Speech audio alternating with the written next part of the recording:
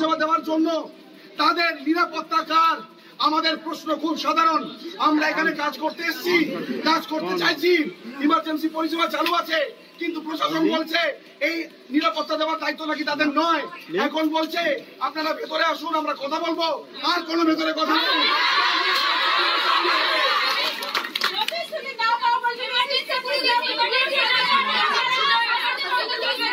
আপনারা সবাই আপনাদের মতো আন্দোলন চালান।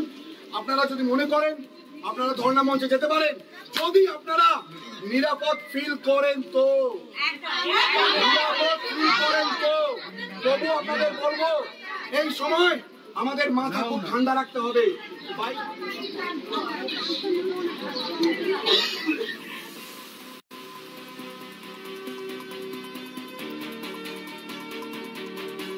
স্বাস্থ্য ভবন থেকে আমাদের এই আন্দোলনের পাশে থাকার জন্য ট্রান্সফারের হুমকি দেওয়া হয়েছে।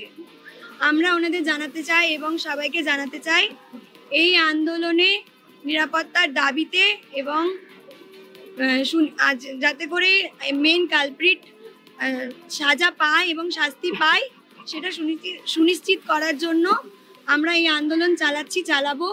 আরজিকর হাসপাতালের যত সিনিয়র এবং জুনিয়র স্টাফ আছে তারা সবাই আমরা এই মুহূর্তে ইউনাইটেডলি এই আন্দোলনের সাথে আছি।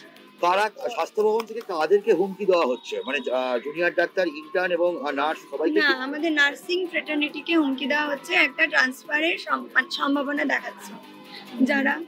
যারা হচ্ছে আমরা আন্দোলনে আছি তাদেরকে একটা ট্রান্সফারের হুমকি দেওয়া হচ্ছে। এই বাকিদেরটা জায়গা আমরাও শুনেছি। একজন নার্স আমাদের ওয়েস্ট বেঙ্গলের জনগণ আমাদের উপর আস্থা রাখেন এবং তারাও চান আমাদের এই আন্দোলনের সাথে যুক্ত হতে এবং তারা বোঝেন আমাদের দাবি কতটা যথাযথ। তারা আমাদের পাশেই আছে, এটা আমার বিশ্বাস। ব্যক্তি বা একদম উচ্চ পদাসীন শ্রেণী তিনি তারা কি স্বাস্থ্য ভবন থেকে মানে কে বা কারা? না, কে বা কারা এখনো পর্যন্ত আমাদের কাছে